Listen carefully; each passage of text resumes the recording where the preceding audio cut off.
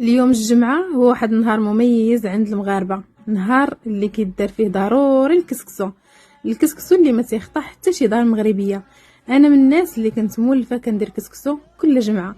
دازت عليا واحد المدة طويلة اللي ما تنقدرش نديرو لانني ما كنلقاش مع من ناكلو. وليداتي ماشي كلهم كياكلوه، وكسكسو كيف كتعرفوا كيبغي العائلة وكيبغي الجماعة باش كتاكليه وكتحسي بهذاك النهار ديال الجمعة كتجمع فيه العائلة وكيتجمعوا فيه الحباب. اليوم قررت ندير واحد جوج قصريات ديال الكسكسو، وحده لداري وحده لخوت راجلي لان امهم ما كايناش كاينه في المغرب، وقررت نفرحهم اليوم وندير لهم كسكسو. حنا واخا عايشين في بلاد الغربه ولكن كنبغيو نبقاو دايما محافظين على التقاليد ديالنا. وكيف قلت لكم اليوم الجمعه كل دار عندها العاده ديالها والتقاليد ديالها، وتقاليدنا وحده حنا المغاربه. كنا نهار الجمعه كسكسو والبخور كنقيو الدار، كنجفوها، كنديروا فيها ريحه زوينه.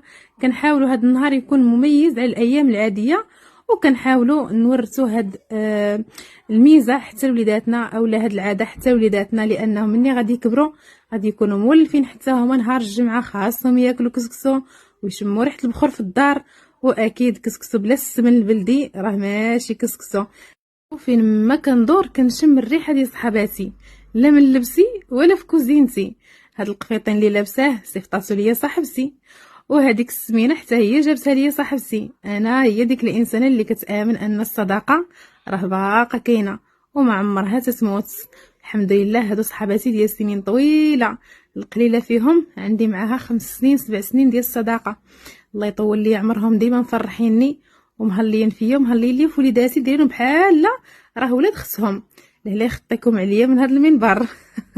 ايوا هنا خسره بديت كنسقي كسكسو ديالي.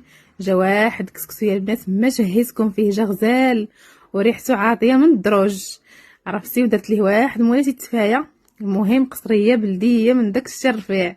ايوا بصحتكم راحتكم الغدا، وانا بصحتي وراحتي هاد القصريه ديال الكسكسو. خليتكم على خير.